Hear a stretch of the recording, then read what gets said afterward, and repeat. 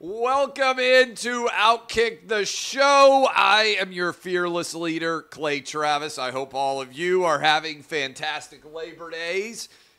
As you can see, and as you probably well imagine, your boy doesn't take Labor Day off because there are so many different games to react to. I'm not sure if the starting 11 is up yet on OutKick, but it will be soon. Right off the top, 12-0 start to gambling.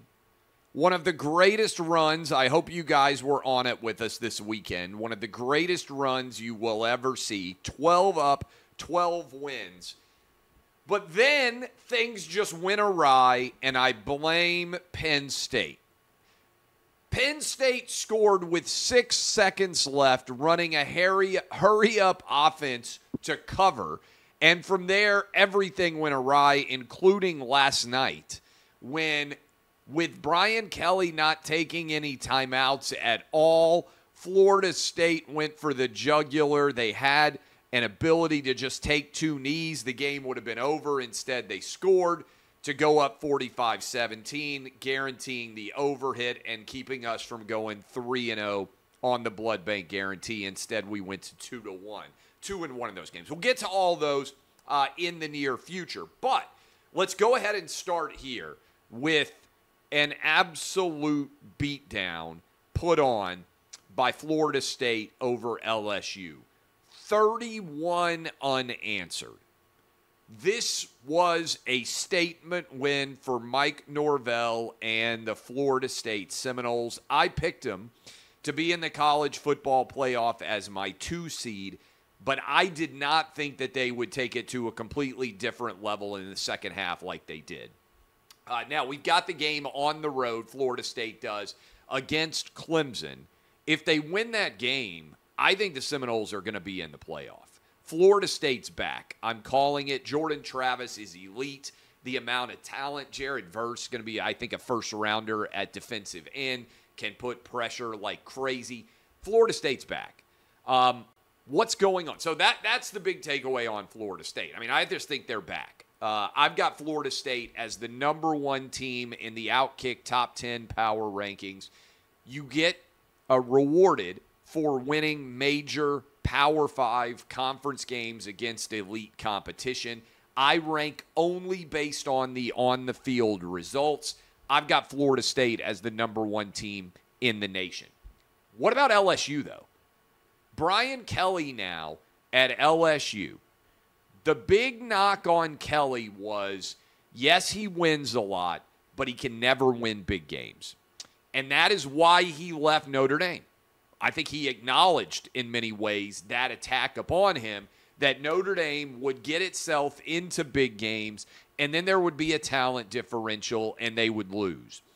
Look at what's happened so far with Brian Kelly at LSU. Now, I think LSU fans who are losing their minds and demanding that Brian Kelly be fired today, it is an ominous beating. Here's what I would say makes me nervous. Losing happens to everybody, right?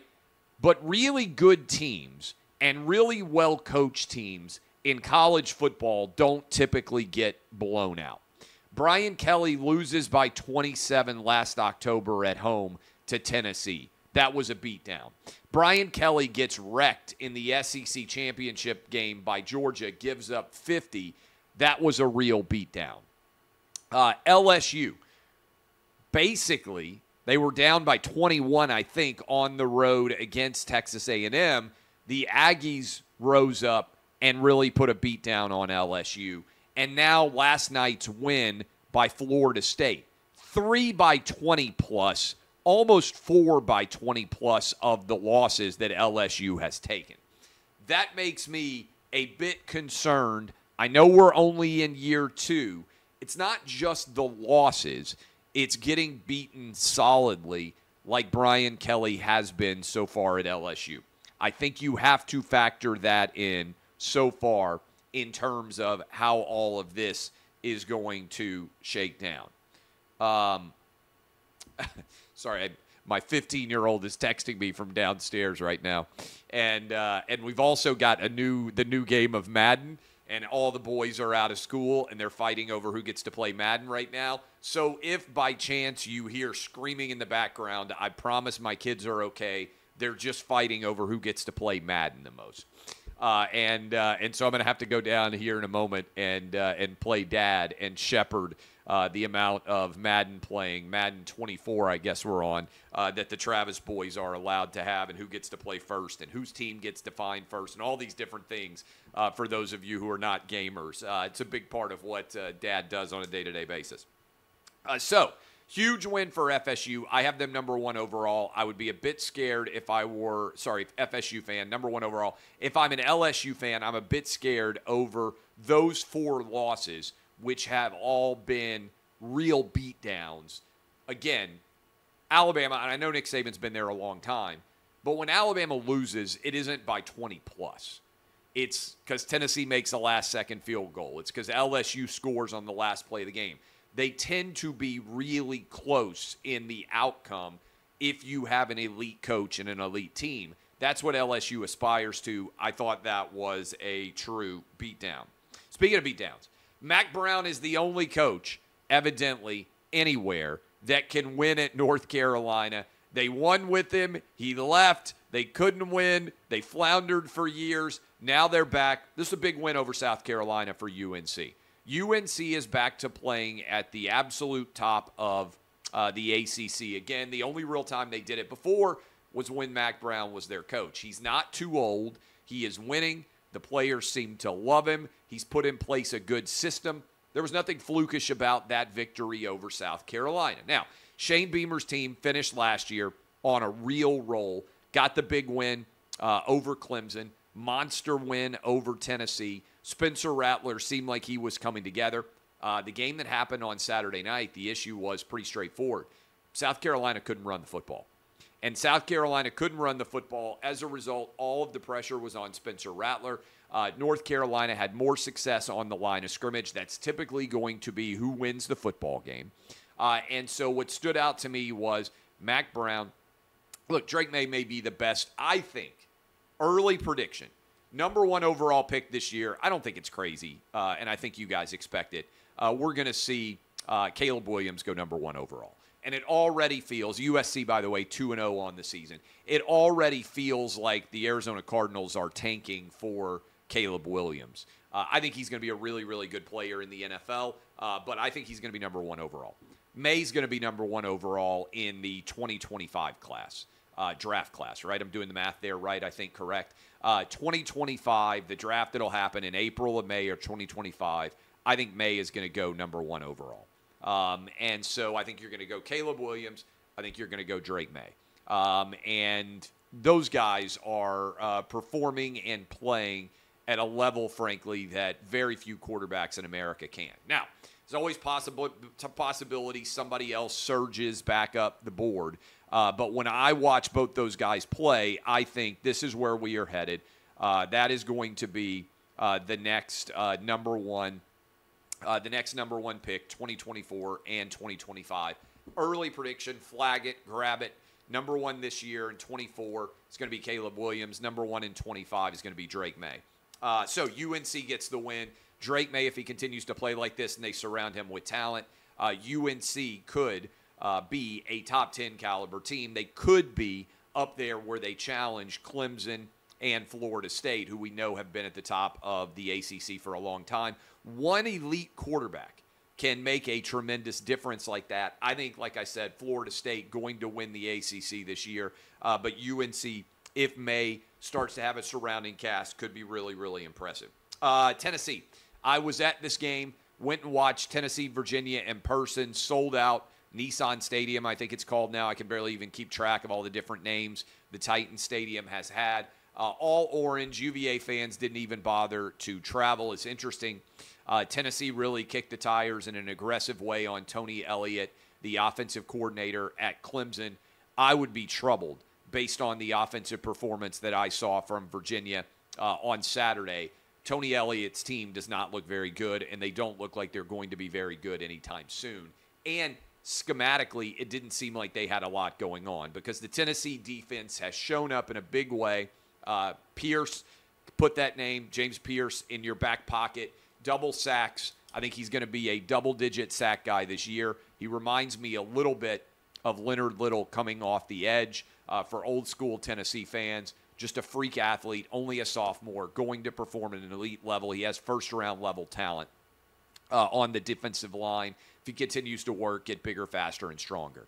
This Tennessee defense a lot better. Joe Milton, one drop pass, should have been an 80-plus yard touchdown. That would have made the numbers look better. But you know things are going pretty well when the offense scores 49 and people say they didn't look very good. Ran the ball really well for 250-plus. Remember, Tennessee runs the ball more under Josh Heupel than a lot of people recognize. Runs it a lot more than they throw it. It's what opens up the downfield passing game. Milton with 2 rushing, 2 passing touchdowns, 4 overall. It's going to come down to Florida, right? Tennessee's got to go on the road and win in Gainesville. Florida has been a house of horrors. The Swamp has in particular. Tennessee has not won there since 2005. It has been a very, very long time. It has been like I said, a tremendous home field advantage for the Swamp. If Tennessee can win there, I have this in the starting 11. Tennessee has not been 5-0. This is a crazy stat for you. Tennessee has not been 5-0 in back-to-back years. Think about this for a minute. In my life. I am 44 years old. Tennessee has not been 5-0 in back-to-back years in my entire life. If Tennessee in 2 weeks can go on the road, beat Florida, they should be 5-0 for Texas A&M coming to town. Josh Heupel's team is for real. I think if you're an honest Tennessee fan, best case scenario this year, what you'd like to be is 9-1 with Georgia coming to town, knowing that basically you're playing for the SEC East in Knoxville. That is, I think, apex-level success would be 9-1 this year with Georgia coming to town and a chance to play for the SEC East title in Knoxville. Georgia, obviously, big fan, big favorite in every game. That's, on paper, the toughest game that Georgia has this year. How about Deion? I love Deion. I want to make sure that I give a shout out to Shedeur Sanders, over 500 yards passing. Deion's son, 4 passing touchdowns. And Travis Hunter.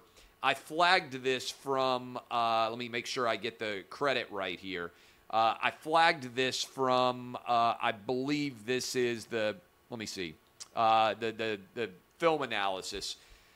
From one of the college football film crews, so I'm citing them, but I screenshotted it. Travis Hunter played 145 total snaps, had 11 catches for 119 yards on offense, cornerback, 9 targets, 3 catches allowed, 1 INT, 3 pass breakups. He played 145 total snaps. No NFL wide receiver or cornerback played more than 101 snaps all of last season. This was a 100-degree temperature. Big win for Deion Sanders on the road against TCU. Now, let me say this. I love the swagger with which Deion conducts himself. He is a lot of fun to watch. I think he makes college football way better. My only thing on Deion would be this. After the game, he called out people who didn't believe in him. I love all of that. But he also tried to make it on some level a racial angle. And then you had the Jamel Hills of the world start to pour in and say, oh, Deion's being treated in a racist fashion. No, he isn't. Okay? I would implore you, Deion, just be entertaining and dominate. But understand that criticism comes to outspoken coaches. And I'll just give you a couple of examples. Most college coaches do not speak out in an aggressive fashion. They try and stay under the radar because they don't want to give bulletin board material to the opponent. Oh, by the way, how about what happened with Brian Kelly, where you can argue LSU allowed 45 points against Florida State, most allowed in a season opener by an AP top 5 team since 1936. One reason that FSU seems so fired up is Brian Kelly talked a little bit of trash on behalf of LSU going into this game. Most coaches don't want to give bulletin board material to the opponents. But the Jamel Hills of the world now have decided that the reason why Deion Sanders is such a flashpoint is because of his race. It's not true. Deion Sanders is a flashpoint because he coaches and carries himself in a manner that is very different than most coaches. I'll give you 2 examples of coaches that have done this in the past who are white, who have been treated very different. Steve Spurrier. Steve Spurrier is, I believe, the cockiest college football coach that I have seen in my life as a college football fan. Nobody talked more trash than Steve Spurrier. Nobody was brasher than Steve Spurrier on the sideline, and he changed the way the game was played in the SEC. The fun and gun was revolutionary, okay? Nobody, SEC football was 3 yards and a cloud of dust. Steve Spurrier came in, started throwing the football all over the field. A lot of different teams began to emulate him, but he was an absolute flashpoint. He spoke out a lot. He was brash. The media paid a lot of attention to him. I still think one of the funniest lines of all time was Spurrier went after Tennessee aggressively. And I say this as a big Tennessee fan. He said, you can't spell UT without citrus. Pretty funny. The Citrus Bowl, of course. He also said Tennessee wanted to be national champions. I still remember him going out on the rubber chicken circuit, as it were, and saying that Tennessee was the Knox County champions because one year they lost to Vanderbilt as well. And so he did a big thing about Tennessee not winning the SEC East, not winning the national championship, not even winning the state championship, but that they were the Knox County champions. I think it was back in like 2005 or thereabouts. It was a hell of a line from Spurrier, all right?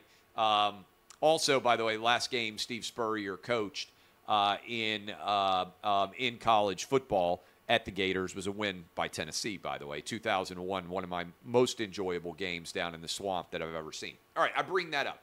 Steve Spurrier, relentlessly attacked by many in the media, huge focal point. You got to win at a high level if you talk trash. Another guy, Lane Kiffin. When Lane Kiffin came in to college football, he was super brash. He was super opinionated. He was a lightning rod. Go back and look at everything that was said about Lane Kiffin when he was the head coach at Tennessee, when he was the head coach at USC, heck, when he was the head coach of the Oakland Raiders. Lane Kiffin was brash, and he was attacked, and he was written about. My point here is scrutiny, when you are cocky, increases, and it has nothing to do with you other than the way that you carry yourself relative to other coaches. The perception and the attention brings with it criticism. So I think that Deion Sanders is phenomenal for college football. If I'm a Colorado Buffalo fan, I am walking on air after that win over TCU, and I can't wait to see what's going to happen this weekend against Nebraska. And then down the road, I think you got Colorado State, then you got Oregon, then you got SC. We're going to find out a lot about Colorado over the next few weeks. But do not make this and the criticism and the attention raining down upon you, in my opinion, anything than what it is, which is brash, outspoken coaches, Steve Spurrier, Lane Kiffin, now Deion Sanders. I'm sure there are other coaches you guys can speak to. Those are just 2 that immediately came to mind. The expectations are ratcheted up when you talk trash. And so you better deliver. Just FYI, worth paying attention to that. But I think Deion is great for college football. By the way, they have changed the rules for college football. And a lot of people are unhappy. They're running the clock now on first downs. It doesn't seem to me that the games have gotten any faster as a result, although there's fewer on-field play. Let me tell you, I have hammered this for years. I'm going to keep hammering it. If you want to make college football games shorter, every NFL game, for instance, basically is 3 hours. If you want to get it to where college football games are roughly 3 hours, here's how you can do it. 1, have fewer commercials and charge more for them. Scarcity should make a product cost more. You could cut in half the number of college football advertisements, in my opinion, charge twice as much for them, and people would watch more, all right? That has been my argument for a long time. Why do we need to see the same commercials over and over again? Play half as many commercials, charge twice as much. The scarcity makes them more valuable. 2, stop having the marching bands on the field. I don't know why everybody's afraid to just say this. College football halftimes are way too long. And the reason why college football halftimes are way too long, roughly twice as long as NFL halftimes, is because the band comes out and marches on the field. I don't care about watching the band. I don't. Maybe you are a huge band proponent. If you are, go watch the band. I don't know why the band gets mixed in with the football team, all right? Why can't the band just play in their seats like they do the whole game? Why do we need the band to march around on the field? If you truly love the band, have them play before or after the game as opposed to middle of the game when all of us have to stand there and sit around and sweat our balls off when it's 180 degrees and the band is out there walking around with their big tubas and their, xylophones or whatever the hell else they got. I'm not a band guy, all right? You can be diehard band guys. I don't care about the hats. I don't care about the uniforms during the game, okay? Not a big deal to me. If you want to make the game shorter, don't have the bands march on the field at halftime. You could cut halftime down to like 10 or 12 minutes, and then you have the ability to actually not have the band making the games last 10 to 12 more minutes. Boom. I solved 2 major issues for you. That is what I do. I solve problems. This ESPN-Charter issue, I'm going to write about it, I think, this week. It's not going away. 15 million people, major ESPN issues going forward. I wrote about it a little bit in the starting 11, but this is important. It is going to be, I think, an issue for years ahead. If it's not this particular issue, it's going to happen elsewhere. All right, let me give you my OutKick top 10, all right? I'm going to give you my OutKick top 10. And then this is going to get clipped, and it's going to get shared, and I encourage all of you to go read what I said in my OutKick top 10 because I do it every single year, and every single year people don't seem to understand how exactly I am breaking down the top 10. So let me make it as clear as I possibly can. I only rank based on games that have taken place. I'm not ranking teams based on what I expect to see from them. I am ranking them based on what we have actually seen. And with that in mind, my national top 10, I give credence to wins over Power 5 conference teams because in general, Power 5 conference teams are better than non-Power 5 conference teams.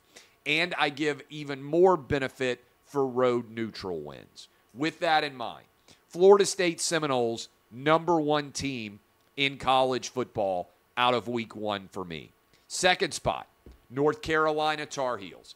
Big win over South Carolina, neutral site in Charlotte. Drake May looked fantastic. Mac Brown has got the team rolling. Third spot, Utah. Gets the win over Florida. They weren't perfect. I talked about this a lot on Friday's OutKick the show. I have got Utah in the third spot. Colorado beats TCU on the road. The Buffaloes, I am sliding in at number 4 overall on the OutKick top 10. In the 5 spot, University of Tennessee Volunteers. They beat Virginia, neutral site in theory, in Nashville. I've got Tennessee at 5. Comfortable, easy win. Penn State, late cover wasn't my favorite, but I have got Penn State sliding in at number 6 overall with the win over West Virginia. Ohio State on the road, a win over Indiana. Did not think that Ohio State looked very good at the quarterback position. Jalen Milroe looked better for Alabama than Ohio State did at the quarterback position. I think Aller for Penn State is the best, potentially, best ceiling of all of the Penn State, Michigan, Ohio State scenario. But you go on the road, You win by double digits against a conference opponent. I've got Ohio State at 7. Minnesota survives against Nebraska. I've got them at 8. Fresno State gets the big win. I've got them at 9. And then Louisville beats Georgia Tech. I have got them at 10 overall. That is my OutKick top 10 as you break all of it down. As I mentioned earlier, lots of new quarterbacks being broken in.